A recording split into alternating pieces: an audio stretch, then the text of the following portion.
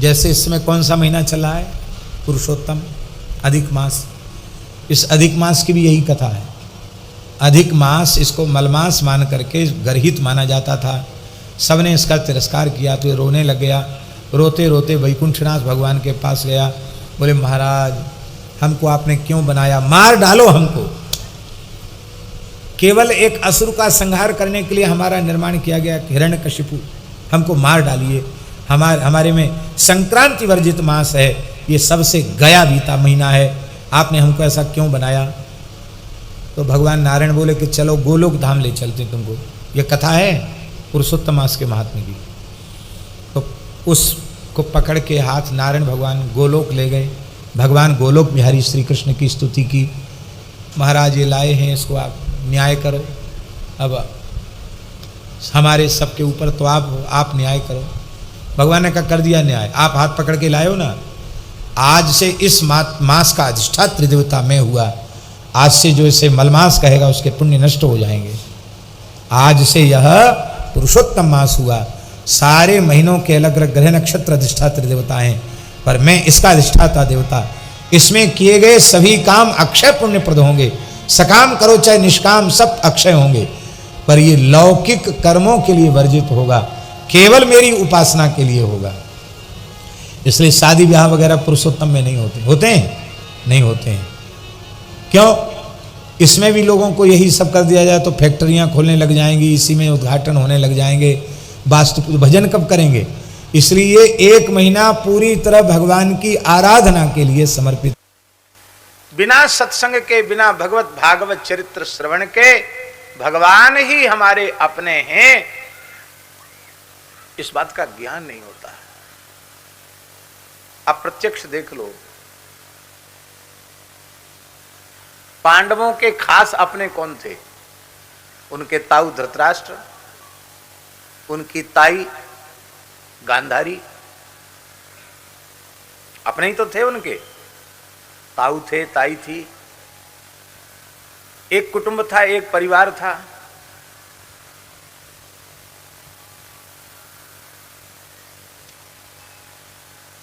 लेकिन संसार जिन्हें अपना कहता है वे कोई काम में नहीं आए। यदि पांडवों ने उन्हें अपना माना होता तो धोखे में रहते कि नहीं? पर पांडवों ने श्री कृष्ण को ही अपना माना, और जब श्री कृष्ण को अपना माना उसका लाभ क्या हुआ? भयंकर कालकूट विष भीमसेन को खिला दिया गया, पर भीमसेन का कुछ नहीं बिगड़ा, क्योंकि श्री कृष्ण रक्षक हैं। लाक्षागृह में जलाकर भस्म करने का षड्यंत्र किया गया, उनका रोया तक नहीं जला, उनको फलक तक नहीं पड़ा, क्योंकि श्री कृष्ण उनके रक्षक हैं।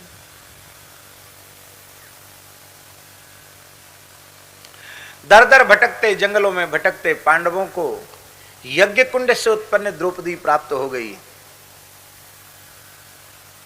जो बड़ी आशा लेके आए थे कौरव, देखते रह गए। लक्ष्य भेद अर्जुन ने भगवान की कृपा से कर दिया, द्रौपदी उन्हें मिली। पांडवों का पैतृक अधिकार उन्हें नहीं मिला, उनके साथ अन्याय हुआ। उन्हें खांडव वन की भूमि दी गई कि यहां तुम अपना ये रथ, हाथी, घोड़े ले जाओ, ये थोड़ा सोना ले जाओ और वहीं अपना गांव बसा के रहो। पर भगवान ने कृपा की, अग्नि के अजीर्ण को दूर किया अर्जुन ने खांडव वन का दाह करके, और मय दानव के द्वारा एक अद्भुत नगर, जो उस समय इस धरती का सबसे श्रेष्ठ सुंदरतम नगर था, इंद्रप्रस्थ प्रकट हो गया। सारी धरती पर साम्राज्य हो गया पांडवों का। युधिष्ठिर ने राजसूय यज्ञ सविधि संपादित किया। क्यों? श्री कृष्ण उनके रक्षक हैं, उन्होंने श्री कृष्ण को अपना माना। बल पूर्वक तो पांडवों को श्रीहीन बनाया नहीं जा सकता था, छल पूर्वक पांडवों को श्रीहीन बनाया गया। भरी सभा में द्रौपदी को द्यूत क्रीड़ा के समय निर्वस्त्र करने का प्रयास किया गया। किंतु 10,000 हाथियों का बल जिस दुशासन की भुजाओं में था, वो मोह के बल गिर पड़ा, बेहोश हो गया। दुशासन की भुजा थकित हुई, घट्यो न 10 गज चीर।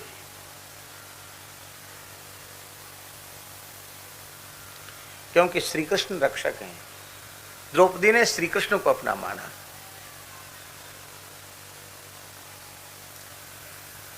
कितने बड़े बड़े संकट आए 12 वर्ष के वनवास में, 1 वर्ष के अज्ञातवास में, पांडवों का कुछ नहीं बिगड़ा, सबको नष्ट भ्रष्ट कर दिया, क्योंकि श्री कृष्ण उनके रक्षक हैं। महाभारत युद्ध में कोई सोच नहीं सकता था, जिनके पास लोग भी बहुत कम हैं, सेना भी बहुत कम है, शासन में भी नहीं है, कोई नगर भी उनके पास नहीं है, और कौरव तो सब प्रकार से शक्ति संपन्न हैं। 13 अक्षौहिणी सेना उनके पास थी, और पांडवों के पास केवल 7 अक्षौहिणी सेना थी।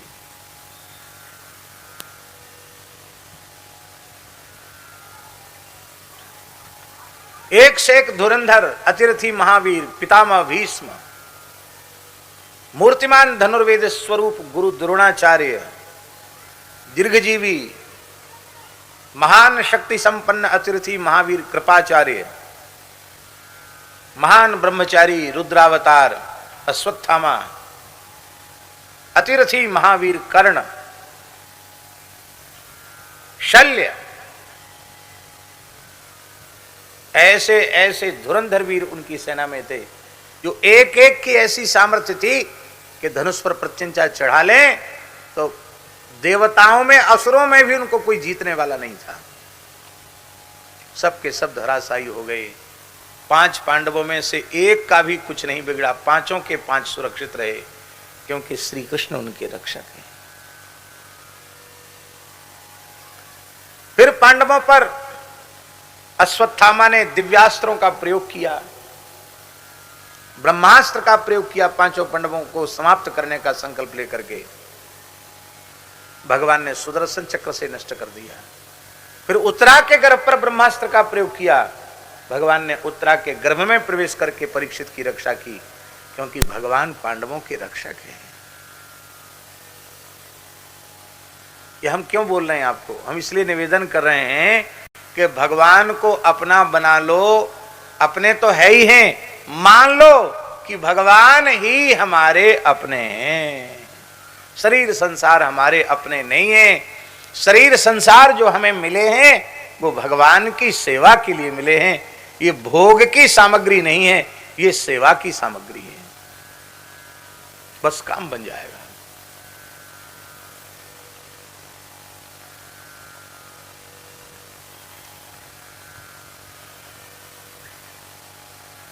बैर और को कहा सरे, दूसरे का बैर कुछ नहीं बिगाड़ सकता है। इसलिए भगवान ही हमारे अपने हैं, इस बात को एकदम दृढ़ता पूर्वक स्वीकार कर लो। जब भयंकर कष्ट आएगा, विपत्ति आएगी, तो किसकी याद आएगी? किसकी याद आएगी? अपने की, भगवान की याद नहीं आएगी। यदि संसार को अपना मान रहे होगे तो हाय मैया री मैया, अरे बाप रे बाप, अरे कहां गई, मैं मर रहा हूं, तो ये याद आएगी। घरवाली प्रेम होगा तो घरवाली की याद आएगी। अरे भगवान देख जा, अंतिम दर्शन कर ले मेरो। संसार में अपनापन होगा, धन में अपनापन होगा, घर में अपनापन होगा, तो मृत्यु के भीषण दुख के काल में संसार की याद आएगी, शरीर की याद आएगी, परिवार की याद आएगी। और भगवान को अपना मानोगे तो भगवान की ही याद आएगी। और भगवान की याद आती है तो मरण भी मंगलमय हो जाता है। मृत्यु मृत्यु नहीं, भगवान के स्मरण से मृत्यु महोत्सव बन जाता है। मृत्यु भी महोत्सव हो जाता है।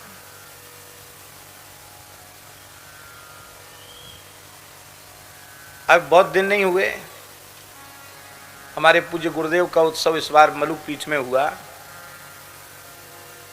पौष शुक्ल षष्ठी का उनका अवतरण दिवस है। तो हमारे महाराज जी के बहुत लंबे समय से साथ रहते थे वयोवृद्ध संत श्री भरतदास जी। ये प्रत्यक्ष उदाहरण आपको बता रहे हैं। शरीर में संसार में अपनापन होने पर क्या स्थिति होती है और भगवान में अपनापन होने पर क्या स्थिति होती है, इसका प्रत्यक्ष उदाहरण दे रहे हैं। अभी ताजी घटना। तो उनको नाभि के नीचे एक गिल्टी जैसी थी, गांठ जैसी, उनको लगा कि शायद हर्निया, बुढ़ापा का शरीर है, 90 साल से ऊपर की अवस्था है, शायद हर्निया उतर आई होगी। वो हर्निया ही समझते थे उसको। लेकिन अभी जब उसको उसका परीक्षण करवाया गया तो वो तो कैंसर प्रमाणित हो गया। तो गांठ हर्निया की नहीं है, वो तो कैंसर की गांठ है। और जब और बढ़िया से परीक्षण कराने का प्रबंध किया गया तो छोटे डॉक्टर ने बताया है और यंत्रों के माध्यम से पता चला, तो उन्होंने कहा कि वो तो पूरा भीतर फैल गया है। और डॉक्टरों ने कहा कि अभी उम्र इनकी इतनी है कि और कोई बड़ी चिकित्सा इनकी संभव नहीं है और ये गांठें बढ़ रही हैं, भीतर तक बढ़ गई है। अब जितने दिन रहें उतने दिन रहें, बस दवाई खाते रहें जिससे कष्ट कम हो। उनको पता लग गया बाबा जी को, उनको पहले यही बताया था कि ऐसी गांठ है, गिल्टी ठीक हो जाएगी, पता लग गया उनको। आप सोचो, विचार करो, इस तरह के किसी मरीज को पता चल जाए कि मुझे कैंसर होगा तो उसकी क्या हालत होगी? घबराएगा कि नहीं? समझेगा आप तो हम मरे। पर उन्हें इस बीमारी का पता चलने के बाद बिल्कुल भी चिंता, दुख, कष्ट, घबराहट बिल्कुल नहीं हुई। बस हमारी याद करने लगे, महाराज जी कब आएंगे? महाराज हम बाहर थे, हम आए तो बोले कि महाराज हम बहुत आनंद में हैं, हमें कोई कष्ट नहीं है, हम बहुत आनंद में, हम कोई कष्ट नहीं है, हम दवाई तो कोई खाएंगे नहीं। और राधा रानी की बड़ी कृपा है, श्री जी की हमारे ऊपर बहुत कृपा है, हमको कोई कष्ट नहीं है। बस मैं आपको इसलिए याद कर रहा था कि कैसी भी शरीर की स्थिति हो जाए आप हमको हॉस्पिटल मत ले जाना, क्योंकि हमें शरीर का अनुसंधान नहीं है। हम तो आज भी निरंतर ठाकुर जी श्री जी का स्मरण कर रहे हैं, हमको कोई कष्ट नहीं है। एक इच्छा हो रहे, क्या? बोले हम एक कथा जजमान बन के सुनना चाहते हैं। भाई इतने जल्दी तो समय भी नहीं है, आपका शरीर भी ऐसा है। तो फिर ये निश्चय किया कि महाराज जी के उत्सव में इनको यजमान बना लेते हैं। तो कहीं क्या सुनेंगे? बोले भरत चरित्र सुनेंगे। उनको अच्छी बात है, भरत दास जी हैं और भरत चरित्र सुनेंगे, महाराज जी का उत्सव है। दिल्ली के दो भक्तों ने संत के मन में जगे हुए मनोरथ की पूर्ति की। उन्होंने उससे बोले बाबा चिंता मत करना, ये आप लो, आप ही कर रहे हो ये सेवा, खूब रोज भंडारा हो, खूब उत्सव हो, खूब बढ़िया हो। दो सेवक भी आ गए, कोई न्योता देने गया, पर एक अकिंचन संत के मन में इच्छा हुई तो ठाकुर जी ने तुरंत व्यवस्था जुटाई। और मान लो न व्यवस्था जुटती तो क्या नहीं होता? तो होता ही ठाकुर जी की तरफ से होता, संत की इच्छा की पूर्ति थी। और जिस दिन महाराज जी का उत्सव था वैसे उनके कमरे में सुनने की, देखने की व्यवस्था की गई थी और खूब कथा सुनी उन्होंने। और जिस दिन महाराज जी का उत्सव था, भक्तमाल पाठ था, तो नीचे आए, खूब प्रसन्न हो रहे थे बधाई सुन करके। और उसी रात्रि को, दूसरे दिन है आखिरी दिन, जिस दिन कथा की उत्सव की पूर्णता थी, उसके एक दिन पहले रात को 30 तारीख, तिथि कौन सी थी? है नहीं, षष्ठी तो महाराज जी की तिथि थी।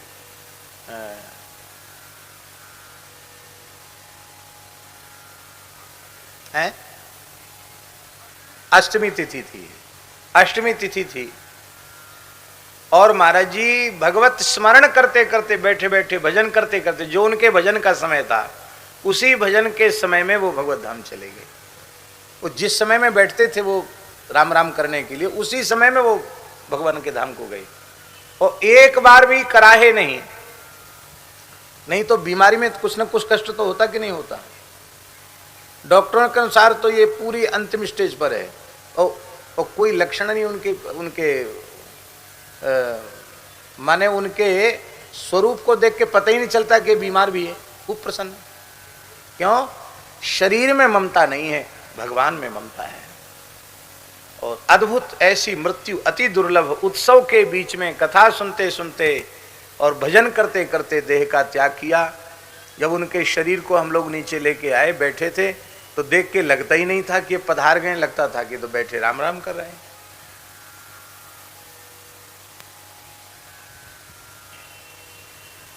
और शरीर संसार की ममता होती तो कहते भैया हमारे घर का ये पता है, ये फोन नंबर है, उनको बुलाओ, आखिरी में हमसे मिल जाएं, हमको देख जाएं। ऐसी तो होता संसारी लोगों के भी।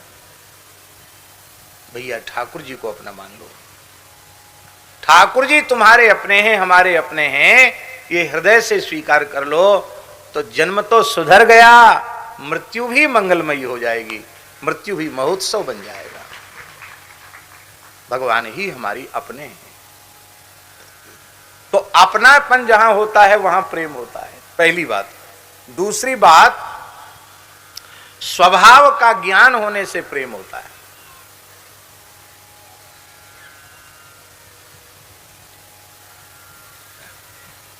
आपसे हमारा प्रेम हो गया, अब प्रेम होने के बाद जब निकटता बढ़ी,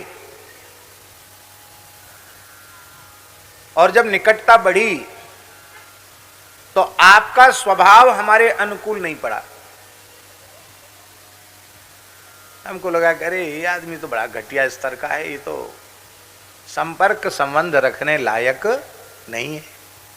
तो आप चाहे जितने अच्छे बने रहो, आपका स्वभाव हमारे अनुकूल नहीं है तो प्रेम होगा?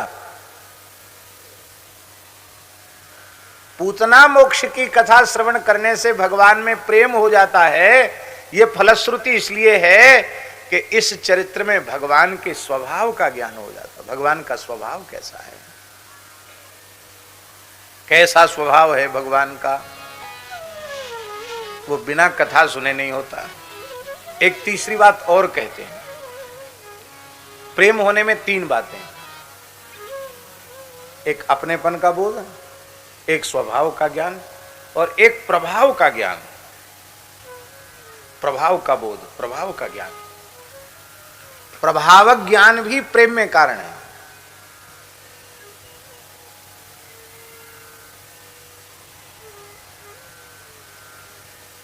जिस व्यक्ति का कोई अस्तित्व ही नहीं है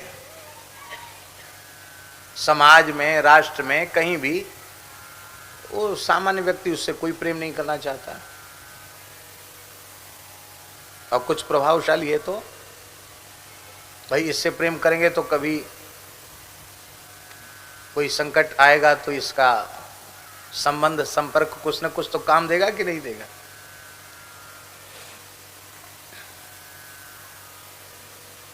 हमारे एक महात्मा थे, बहुत अच्छे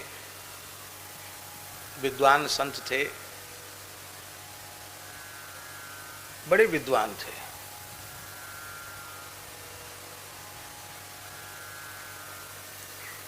बहुत बढ़िया अंग्रेजी बोलते, बहुत बढ़िया संस्कृत बोलते।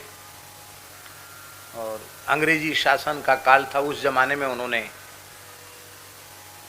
व्याकरण और वेदांत दो विषयों से आचार्य किया था काशी से, और अंग्रेजी से एमए भी किया था। अच्छे विद्वान थे, खूब लंबी आयु पा करके गए। श्री अभिराम दास जी महाराज,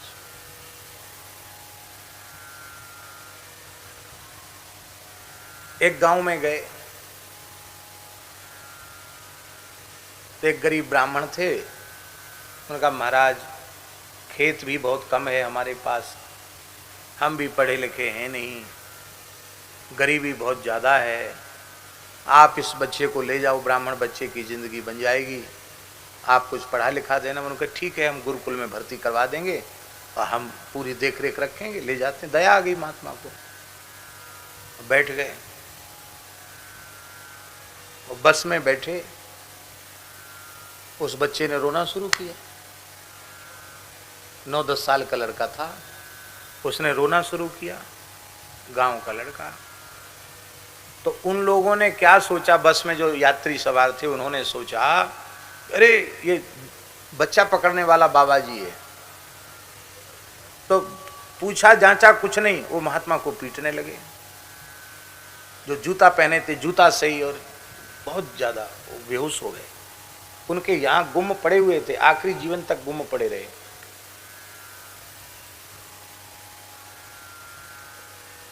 अरे बोले मर जाएगा तो फिर वो पुलिस केस बन जाएगा, इसको चलो पुलिस में दे दो।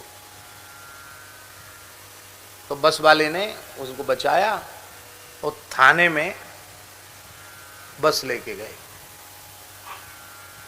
जैसी बस लेके गए और ये तो एकदम गिर गए थे, उनको उठाया, उठा करके नीचे उतारा।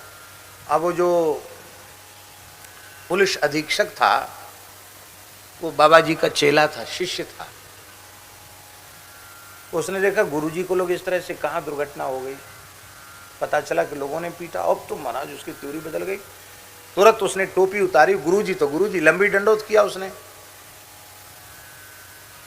जब लंबी डंडोत किया तो बस वालों ने देखा कि अब तो स्थिति बदल गई। भगे, वो बस चालू करके दौड़ के भगी वहां से बस। बोले इसको, बस वाले को बोले पकड़ के लाओ इसको। इसने ऐसा कैसे किया? बाबा जी बोले किसी को पकड़ो मत, हमारा कोई प्रारब्ध था कट गया। क्यों? बोले हमारे मन में दया आ गई, दयाविन संत कसाई, और दया करी तो आफत आई। इस बच्चे पे दया करी, सो इन्होंने गुरु दक्षिणा हमको दिलवा दी लोगों के द्वारा।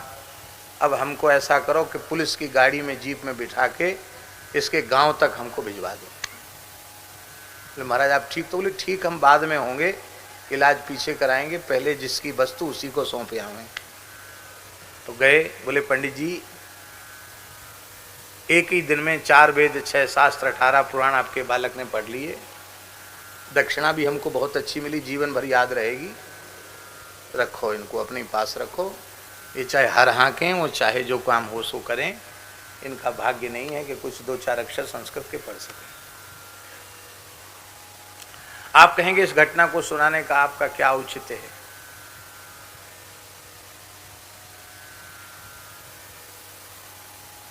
औचित्य केवल इतना है कि जब तक उन बस सवार यात्रियों को यह बोध नहीं था कि इन महात्मा का किसी प्रभावशाली से संपर्क संबंध है, परिचय है, तब तक तो वो मारे पीटे जा रहे थे और पुलिस में उनको एक प्रकार से जेल कराने के लिए आए थे वो लोग।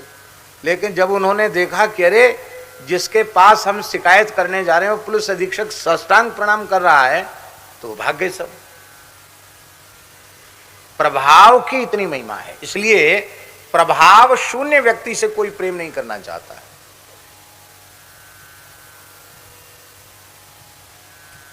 भैया भगवान ही हमारे अपने हैं, क्योंकि साथ नहीं छोड़ते। भगवान के जैसा स्वभाव किसी का नहीं है और भगवान के जैसा प्रभाव भी किसी का नहीं है। किसी का प्रभाव भगवान के जैसा?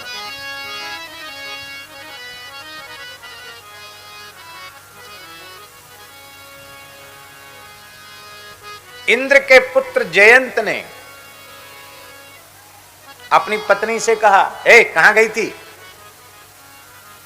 उसने कहा भगवान का दर्शन कर। हे भगवान कहां से आए? बोले चित्रकूट में भगवान श्री राम लीला कर रहे हैं, वनवास लीला में हैं भगवान, तो वहां भगवान श्री सीताराम जी का दर्शन करने गई थी।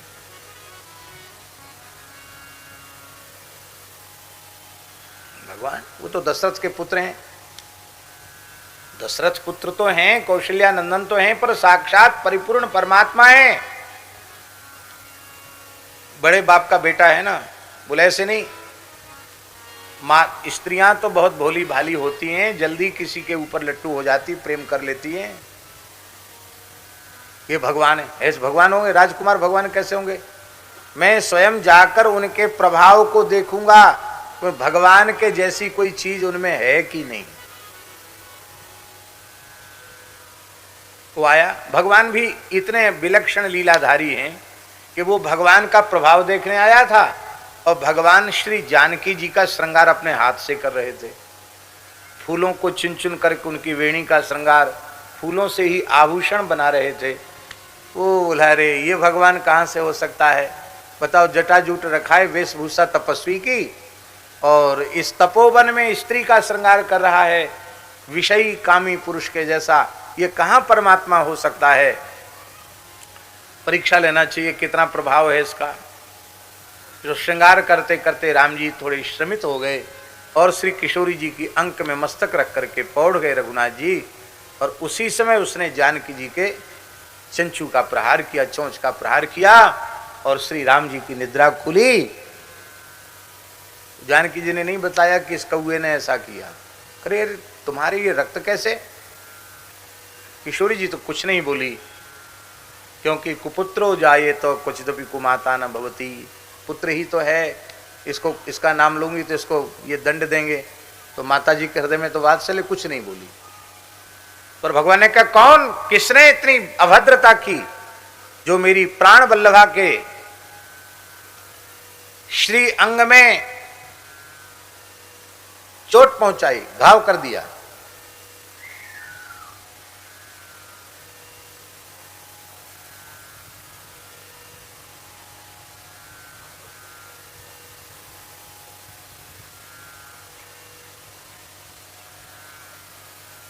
किसने ऐसा किया? राम जी ने कहा।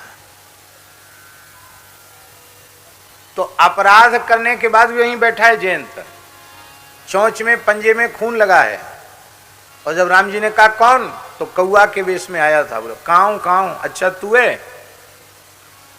तो राम जी ने एक सींग उठाई और सींग उठाकर ऐसे फेंक दी। वही सींग ही ब्रह्मास्त्र बन गई, ब्रह्मसर बन गई।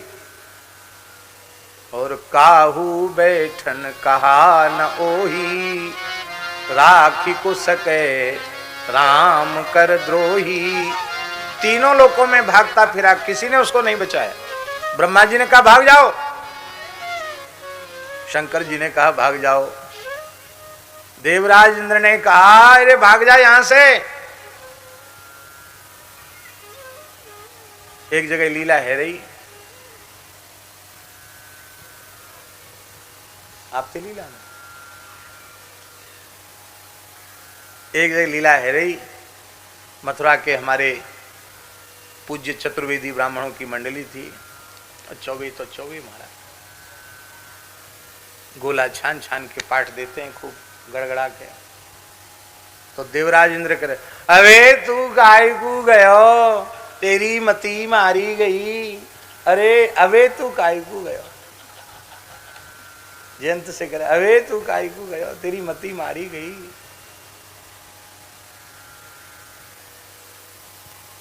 बाप ने भी भगा दिया, अबे तू काय को गयो, तेरी मती मारी गई। बेचारो रोता रोता, अब सोचा कौन बचाएगा हमको। श्री नारद देखा विकल जयंता, लाग दया कोमल चित संता। नारद जी को दया आ गई। नारद जी ने कहा जयंत इतने परेशान क्यों हो रहे? बोले बाबा जी जल जाऊंगा मैं, देखो क्या आग मेरे पीछे आ रही है। कहा देख तू श्री राम जी का प्रभाव देखने गया था, प्रभाव तो देख लिया तूने कि राम जी के विरोधी की रक्षा करने वाला ब्रह्मांड में कोई पैदा नहीं।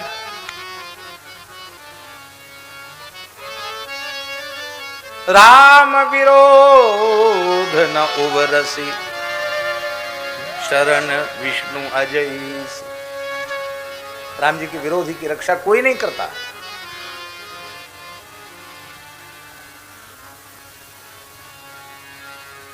अब जाके स्वभाव देखो उनका, प्रभाव तो देख लिया, पूरे ब्रह्मांड में उनका डंका बज रहा है, पूरे ब्रह्मांड में उनका प्रभाव है। अब स्वभाव जाकर देखो, तेरे जैसे अक्षम्य अपराधी को भी वे अपनी शरण में लेंगे, और राम जी ने जयंत को शरण में लिया। भगवान के प्रभाव का बोध भी कथा सुनने से होता है, भगवान के स्वभाव का बोध भी कथा सुनने से होता है, और भगवान ही हमारे अपने हैं इस बात का बोध भी भगवान की कथा सुनने से होता है। इसलिए य एतत् पूतना मोक्षम कृष्णस्यार्भकमद्भुतम शृणुयात् श्रद्धया मर्त्यो गोविंदे लभते रतिम। कथा सुनने से 4 लाभ होते हैं। कौन कौन?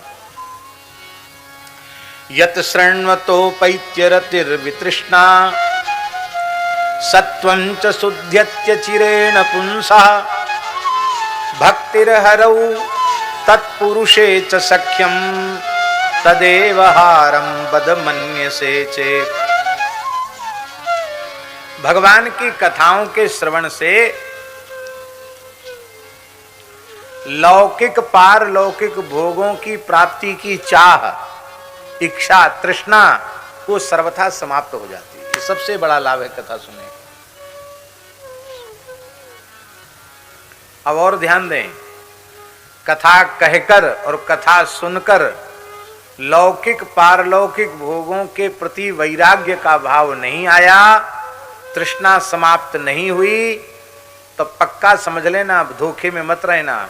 फिर न कथा ईमानदारी से कही गई और न कथा ईमानदारी से सुनी गई। ठीक से भगवान की कथा कही सुनी जाएगी तो फिर न तो धरती की कोई चीज चाहिए, न स्वर्गादि लोकों में प्राप्त होने वाली कोई वस्तु चाहिए। अब तो केवल एक ही चीज चाहिए। कथा सुनने के बाद एक ही इच्छा रह जाती है। कौन सी इच्छा? ये दूसरा लाभ है। महाराज जी, अंतःकरण अशुद्ध कैसे हुआ? लौकिक पारलौकिक भोगों की चाह से ही चित्त अशुद्ध हुआ और वो चाह ही समाप्त हो गई। कारणा भावे कार्याभावा, कारण ही नहीं रहा तो कार्य कहां से रहेगा? मलिनता का कारण निवृत्त हो गया तो मलिनता अपने आप निवृत्त हो जाएगी। अंतःकरण निर्मल हो जाता है।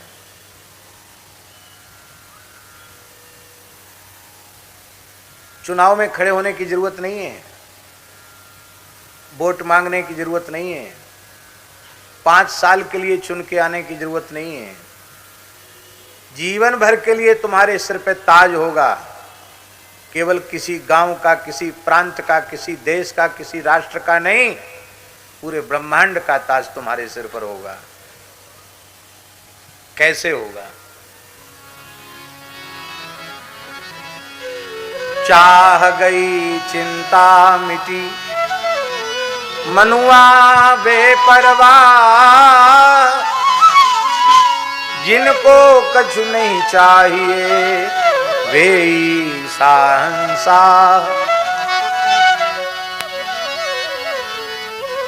आप सारा संसार का ताज आपके सिर पे है, कुछ नहीं चाहिए।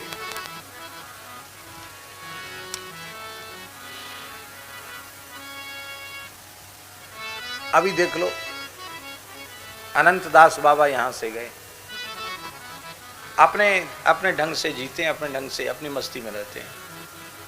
ना तो 1 इंच भूमि उनकी कहीं है, कहीं कोई धरती नहीं खरीदी उन्होंने, न कोई मकान, न मठ मंदिर आश्रम कुछ नहीं बनाया, न कोई संस्था बनाई और न कोई इच्छा है 2 कपड़े में गुजारा है। हाँ, ये उनके आनंद का विषय है कि वो घूमते फिरते यहाँ गए वहाँ गए वहाँ गए, अपने मस्त रहते हैं। पर एक बात है, उनको कुछ चाहिए नहीं, किसी से कुछ नहीं चाहिए, इसलिए सदा गाते रहते, सदा हंसते रहते हैं। चाहिए होगा तो फिर तो रोना पड़ेगा, अचाह हो जाना। जिनको कबहु न चाहिए कछु, तुम सन सहज स्नेह, बसहु निरंतर तासु उर सोराउर निज गेह। उनका हृदय भगवान का निज निवास स्थान बन जाता है। अंतःकरण की शुद्धि कथा श्रवण करने से इसलिए होती है क्योंकि अंतःकरण की शुद्धि के अनेक साधन हैं। सभी साधन अंतःकरण की शुद्धि के हैं। जप, तप, व्रत, मख, होम, स्वाध्याय, ये सब अंतःकरण की तीर्थ यात्रा, परिक्रमा, ये सब चित्त शुद्धि के साधन हैं। किंतु कथा श्रवण करना जो चित्त शुद्धि का साधन है, वो सबसे तेज साधन है। क्योंकि अन्य साधनों को करते समय चित्त की शुद्धि का कर्ता साधक होता है, और जब वह कथा श्रवण करने श्रद्धा पूर्वक बैठता है। तीसरा लाभ, भक्तिर हरऊ, भगवान में भक्ति हो जाती है, भगवान से प्रेम हो जाता है। क्यों? कथा सुनकर भगवान के स्वभाव का ज्ञान, भगवान के प्रभाव का ज्ञान, और भगवान ही हमारे अपने हैं इस बात का ज्ञान। इन तीनों का ज्ञान कथा सुनने से हो जाता है तो भगवान में सहज भक्ति हो जाती है, भगवान में सहज प्रीति, सहज अनुराग हो जाता है। ये तीसरा लाभ है। चौथा लाभ, तत्पुरुषे च सख्यम, जो भगवदीय पुरुष हैं उनसे सख्य हो जाता है, उनमें मैत्री हो जाती है। फिर देह गेह में आसक्त विषयी पुरुष अच्छे नहीं लगते हैं, फिर साधु ही अच्छे लगते हैं, महात्मा अच्छे लगते हैं, संत अच्छे लगते हैं। जब तक शरीर संसार में आसक्त, देह गेह में आसक्त भोगी विषयी पुरुष अच्छे लग रहे हैं, तब तक समझ लो भगवान में प्रेम हुआ ही नहीं। और जब इनका संग ऐसे लगने लगे, तजो मन हरि विमुखन को संग, जिनके संग कुमति मति उपजय परत भजन में भंग, तजो मन हरि विमुखन को संग, जब ऐसी बात मन में आ जाए, केवल भगवान के प्राण प्यारे भक्त ही अच्छे लगने लग जाएं, संत ही अच्छे लगने लग जाएं, बाकी दुनियादारी के लोग अच्छे न लगें, तो समझ लेना कि हाँ अब भगवान में प्रेम हो गया। देखो, भक्तों में, संतों में प्रीति ही भगवत प्रीति की परिचायिका है। आपकी संतों में, गौ में, ब्राह्मणों में प्रीति नहीं है तो आपकी भगवान में भी प्रीति नहीं है, क्योंकि भगवान के चलते फिरते विग्रह, गाय, ब्राह्मण, संत, ये सब भगवान के चलते फिरते स्वरूप हैं, इनमें प्रेम होना चाहिए।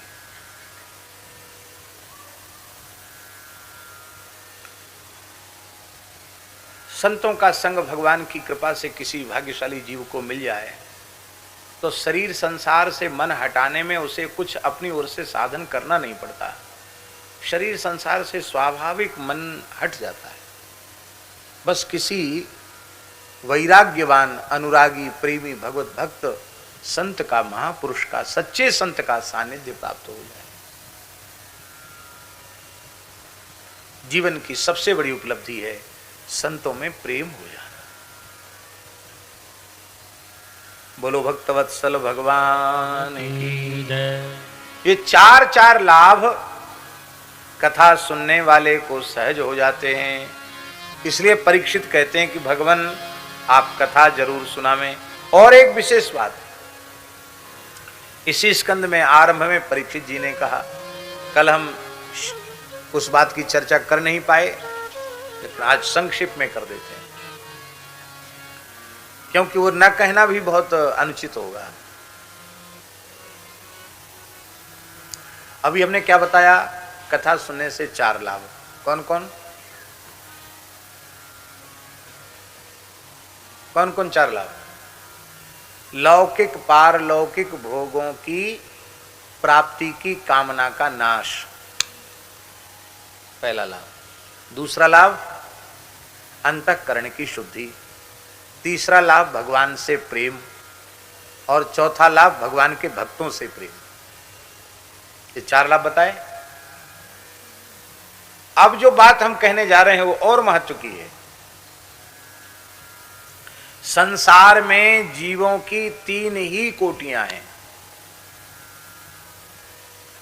कौन कौन कोटियां हैं? बद्ध, मुमुक्षु और मुक्त, ये तीन कोटियां हैं जीवों की। एक बद्ध जीव है। भगवान आदि शंकराचार्य के मतानुसार बद्धो ही को यो विषयानुरागी, प्रश्नोत्तरी में, और मुक्ति ही कावा विषयाद विरक्ति ही, विषयों से वैराग्य ही मुक्ति है और विषयों के प्रति आकर्षण ही बंधन है।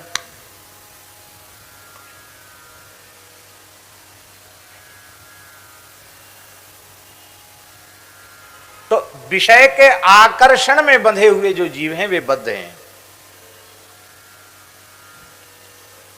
और जो इस विषय के विषय विषय व्याधि से मुक्ति चाहते हैं वो है मुमुक्षु। और जो इससे मुक्त हो चुके हैं इस व्याधि से, वो हैं मुक्त। तो बद्ध, विषयी और मुक्त। बद्ध को ही विषयी कहते हैं। बद्ध और विषयी एक ही चीज है। मुमुक्षु को ही साधक कहते हैं। मुमुक्षु और साधक एक ही चीज है।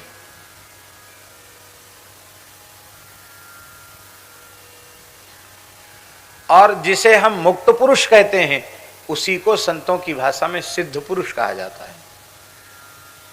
तत्वज्ञ महापुरुष, अपरोक्षानुभूति संपन्न महापुरुष। सिद्ध माने वो नहीं समझ लेना जो मुंह से आग का गोला निकाल देता, वो सिद्ध नहीं। वो तो जादूगर बहुत बड़ी सिद्धि दिखाता है, सिर काट के जोड़ देता, कोई महात्मा भी ऐसा नहीं कर पाता है। और यदि उनका वो सब तमाशा सही होता तो इन जादूगरों को कहीं मजमा इकट्ठा करके भीख नहीं मांगनी पड़ती। सब पूरी दुनिया में बड़ी बड़ी सरकारें उनको रख लेती, आतंकवादी सिर काट डालते हैं, वो जोड़ देते, अच्छा होता है। किसी भी सिपाही की मौत क्यों होती, वो जोड़ देते हैं। पर वो सब उनका इंद्रजाल है, उसमें वास्तविकता नहीं है। सिर काटना भी झूठा और उसको जोड़ना भी झूठा, इंद्रजाल है। सिद्ध माने होता है जिसको अपने स्वरूप का अनुभव हो गया है, जो अपने स्वरूप में स्थित हो गया है, वही सिद्ध है।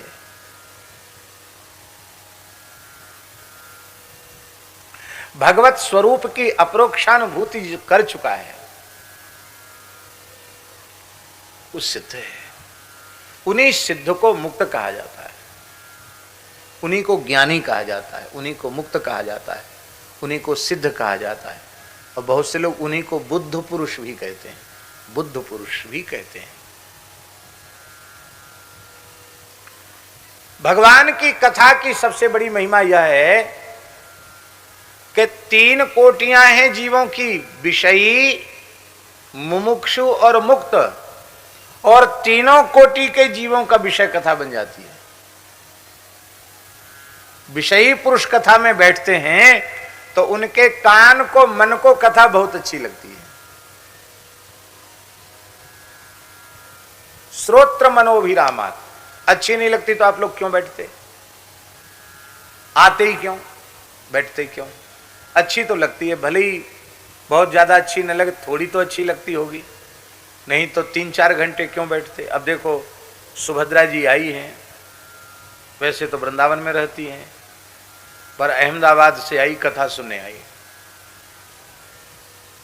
5 घंटे कम से कम आने में लगा। अब कथा सुन के जाएंगी तो 5 घंटे जाने में लगेगा, तो आना जाना 10 घंटा हो गया। और ये 3-3.5 घंटे कथा सुनेंगी, पूरा दिन सवेरे से लेकर रात तक, जाने कब पहुंचेंगी वहां। इसका मतलब इन्होंने आज तक कथा सुनी ही नहीं। लगता है पहली बार सुनी है, इसलिए उसके आकर्षण से ये दौड़ी हुई चली है। कितनी कथाएं सुनी है, जीवन भर कथा सुनी है, कोई कथा छोड़ती नहीं, सब कथा सुनती है। कम से कम 250 आवृत्ति मूल पाठ किए हैं श्रीमद् भागवत के इन्होंने, और अष्टोत्तर शत श्री रामचरितमानस के 108 पारायण किए, श्री भक्तमाल के 108 पारायण किए हैं।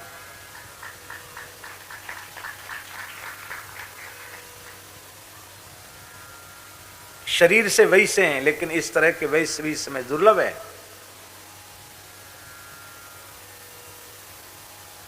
हम इनको संत के रूप में ही देखते हैं,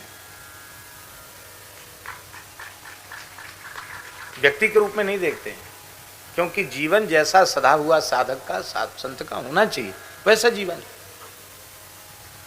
तो नित्य भागवत पढ़ती हैं, नित्य सुनती हैं, इतने पारायण कर लिए, संपूर्ण भागवत को इन्होंने रजिस्टर पर लिखा है, श्लोक भी लिखे, अर्थ भी लिखा। कितनी साधना करनी पड़ी होगी।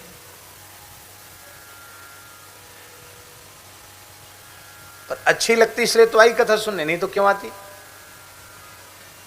और जो लोग बिल्कुल विमुख हैं वो तो सूरत में रह के भी उनको फुर्सत नहीं कथा सुनने की।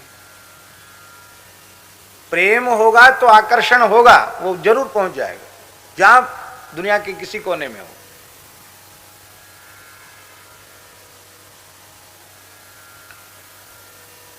कथा अच्छी लगती है, अच्छी न लगे हम कहें क्यों। हमें यदि स्वयं को कथा अच्छी न लगती तो हम भी खाना पूर्ति करते, चलो भाई आ गए ठीक है, थोड़ा बहुत सुना दिया, इधर उधर करके समय पास किया, चुप बैठ गए। चलो भाई सीता शरण जी तुम सुनाओ, कुछ तुम सुनाओ, अपने चुप बैठे हैं, क्या करना है, समय 3 घंटे का कैसे भी पार कर दो, हंसा के रुला के इधर उधर करके। लेकिन आपकी आप जाने, हमारा कहते कहते आज तक मन भरा नहीं और मन भरने वाला है नहीं।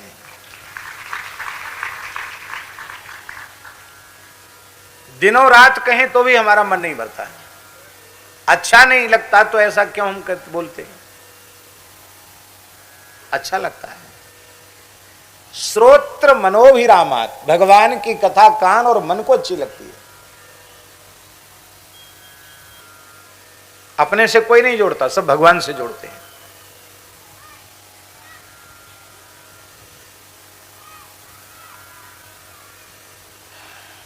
और दुख की बात है, ऐसे जो व्यामोह में डालने वाले मतपंथ हैं, उन मतपंथों में पढ़ा लिखा सभ्य समाज, सेठ साहूकार, अधिकारी ऑफिसर, बड़े बड़े लोग ऐसे ही समूहों में सम्मिलित होते चले जा रहे हैं।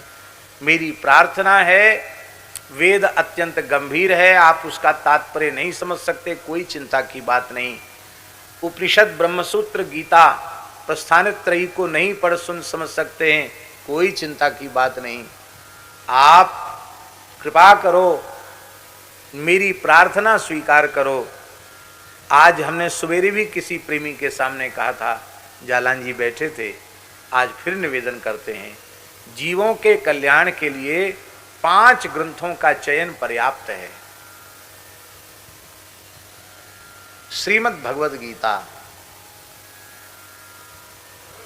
श्रीमद् भागवत, श्री रामचरितमानस, श्री भक्तमाल और श्री विनय पत्रिका। दास ने ऐसा विचार किया है, ये 5 ग्रंथ पर्याप्त हैं, भटकने की जरूरत ही नहीं है।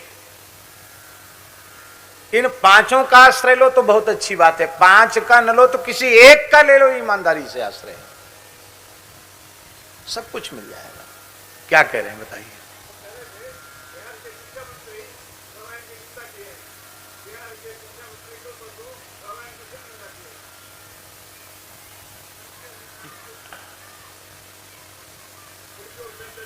देखो ऐसा है, कहीं का कोई शिक्षा मंत्री रामचरितमानस की निंदा करे तो उससे रामचरितमानस न तो उपेक्षणीय हो जाएगा, ना ही निंदित हो जाएगा, ना ही महत्वहीन हो जाएगा।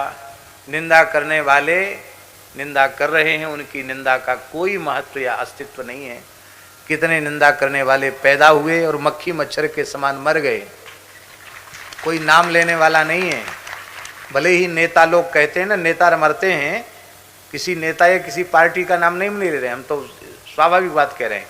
नेता मरता है बड़ा तो लोग कहते हैं जब तक सूरज चांद रहेगा अमुक नेताजी का नाम रहेगा, और अभी साल भर मरे हुए नहीं हुआ उनको, वो नारा लगाने वाले भूल जाते हैं कि कौन सी तारीख को मरे थे। और अखबार में समाचार में आता है कि उस दिन माला पहनाएगी, पहन लो माला। माला भी कितने दिन तक पहनाई जाएगी, चाहे शिक्षा मंत्री हों और चाहे दुनिया के सबसे बड़े मंत्री हों। रामचरितमानस की निंदा करने वाले स्वयं ही विनष्ट हो जाएंगे। और रामचरितमानस मानव मात्र का कल्याण अनंत काल तक करता रहेगा।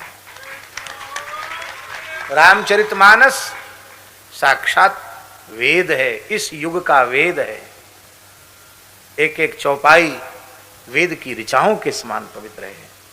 सब कुछ रामचरितमानस में है। नाना पुराण निगमागम सम्मतम यद रामायणे निगदितम क्वचिदन्य तोपी, सब कुछ है। यहां न पक्षपात कछु राखूं, वेद पुराण संत मत भाखूं। सब कुछ है रामचरितमानस में। परम पूज्य स्वामी कृपात्री जी महाराज चातुर्मास्य काशी में ही करते थे, और चातुर्मास्य में वो हिंदी नहीं बोलते थे, संस्कृत ही बोलते थे। उनका ज्ञान वापी पर प्रवचन भी होता था, बहुत पहले की बात है। हमारे महाराज जी भी अपने छात्र जीवन में उनका प्रवचन सुनते थे। तब देश स्वतंत्र नहीं हुआ था, तब की बात है, ये सन 1940 से पहले की बात है।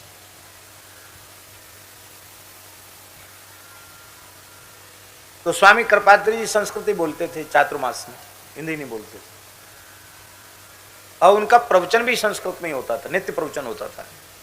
और काशी के अच्छे अच्छे विद्वान, मूर्धन्य विद्वान उनके वाणी को सुनने के लिए आते थे।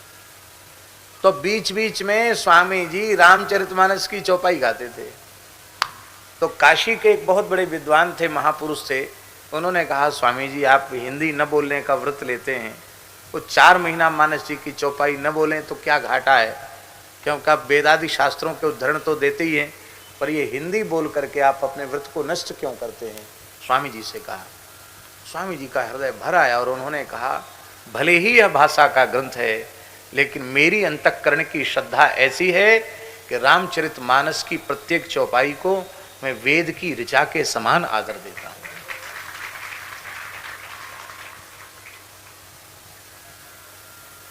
और दूसरी बात उन्होंने कही कि मैं जब तक मानस जी की कोई चौपाई न बोलूं तब तक मुझे लगता है कि मैंने कुछ कहा ही नहीं।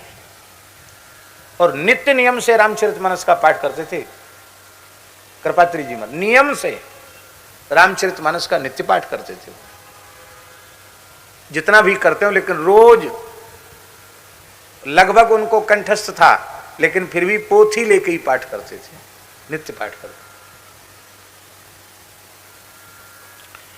इसलिए कोई शिक्षा मंत्री हो और कौन मंत्री हो, कोई निंदा कर दें रामचरितमानस की और उसको वोट की राजनीति से जाति के प्रकरण में घसीट के ले जाएं, उससे कोई रामचरितमानस की न कोई हानि होने वाली है, न सनातन धर्मियों की कोई हानि होने वाली है, और ना ही राम जी का कोई घाटा होने वाला है। जालान जी, अखिल भारतीय नहीं विश्व स्तरीय अंतरराष्ट्रीय उल्लुओं का एक महाधिवेशन हुआ, अंतरराष्ट्रीय अधिवेशन हुआ उल्लुओं का, पूरे संसार के उल्लू आए और उन उल्लुओं ने एक स्वर से सर्वसम्मति से प्रस्ताव पारित कर दिया कि सूर्य का अस्तित्व नहीं है। नहीं है सूर्य का अस्तित्व, बोलो सूर्य नारायण का क्या बिगड़ा? उल्लुओं के सूर्य का अस्तित्व नकार देने से सूर्य का कोई घाटा नहीं है। रामचरितमानस सूर्य है और रामचरितमानस की गरिमा महिमा जिसको दिखाई नहीं पड़ती वो उल्लू है। उल्लू के कहने से सूर्य का अस्तित्व प्रभावित होगा क्या? इसलिए कोई चिंता की बात नहीं, और बहुत ज्यादा तूल नहीं देना चाहिए मेरे विचार से। इसलिए नहीं देना चाहिए क्यों, जितना आप तूल दे रहे हो उतना ज्यादा उसके महत्व को बढ़ा रहे हो। निंदक के महत्व को क्यों बढ़ाओ? उपेक्षा कर दो, उदासीन हो जाओ। बातुल भूत विवश मतवारे, ते नहीं बोले ही बचन विचारे। महाभाष्यकार भगवान पतंजलि ने कहा यस्त प्रमत्त गीतस्तत् प्रमाणम, महाभाष्य में यस्त प्रमत्त गीतस्तत् प्रमाणम। प्रमाण क्या है? अप्रमत्त गीत ही प्रमाण है। आप तो वाक्यम प्रमाणम। कहने वाला कौन है पहले इस पर विचार करो। उसकी योग्यता क्या है, उसका चरित्र क्या है, उसका आचरण क्या है, उसका विचार करो। फिर आकलन करो कि कहने वाला कौन है, तब उसकी बात का कितना वजन है, तब समझो। पागल की बात प्रमाण थोड़ी होती है, किसी आप्त पुरुष की बात प्रमाण होती है। आप्त कौन है? रागादि वशादपियो नान्यथा वादी सा आप्तः। रागादि के अधीन होकर के भी जो अन्यथा बात न कहे, सिद्धांत की ही बात कहे, उसको आप्त कहते हैं। श्री तुलसीदास जी, सूरदास जी, कबीरदास जी, मीराबाई और हमारे श्री गुरु नानक देव जी आदि आदि जितने ये हमारे संत भक्त आचार्य हुए हैं, ये सबके सब आप्त पुरुष हैं, उनका निजी स्वार्थ नहीं है, उनके वचन प्रमाण हैं। और कोई रामचरितमानस की निंदा करने लग जाए, वेद की निंदा करने लग जाए, मनुस्मृति की निंदा करने लग जाए, वो प्रमाण थोड़ी हो जाएगा। बोलो भक्तवत्सल भगवान की जय। जय जय श्री राधे। प्रयाग का कुंभ था, ये बात है सन 2006 की बात। प्रयाग कुंभ था और हम मुंबई से बनारस आए और बनारस से बाई रोड प्रयाग गए। अपने ठाकुर जी का शिविर लगा था, तो हम जहाज में थे, तो एक विदेशी महानुभाव हमारे निकट बैठे थे। तो हम थे, हमारे साथ मदन मोहन दास जी भी थे। तो साधु का स्वरूप देखा, तिलक स्वरूप देखा, तो वो थे तो विदेशी लेकिन बढ़िया हिंदी बोलते थे। बोले स्वामी जी दंडवत प्रणाम। वाह, दंडवत प्रणाम, ये कहां से सीख गया? उसने कहा हम BHU में पढ़े हैं, विश्वविद्यालय में, वहां भी हमने कुछ पढ़ा है, हम भारत में बहुत घूमे हैं। आप क्या करते हैं? बोले हम रूस में कोई विश्वविद्यालय बताया कि रसिया में, रूस में हम प्रोफेसर हैं। और फिर बढ़िया हिंदी में बातचीत। बोले हमको बढ़िया हिंदी बोलना जानते हैं, हम तो भारतवर्ष में कई वर्षों तक रहे हैं। तो मैंने उनको पूछा कि आप किस मत पंथ को मानते हैं? तो उन्होंने कहा कि नहीं, मैं कोई मत पंथ तो नहीं मानता हूँ, तो हम तो कम्युनिस्ट विचारधारा के हैं, और रूस तो कम्युनिस्ट विचारधारा का देश है, ये कम्युनिस्ट विचारधारा के हैं, हम किसी मत पंथ को, धर्म या ईश्वर को हम लोग नहीं मानते हैं।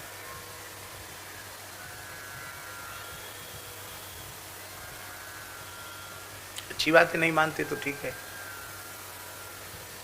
पर मेरा कार्ड आप ले लीजिए। तो उसने अपना कार्ड दिया, उसके कार्ड में अंग्रेजी में उसका सब नाम वगैरह लिखा था विश्वविद्यालय का, पर उसमें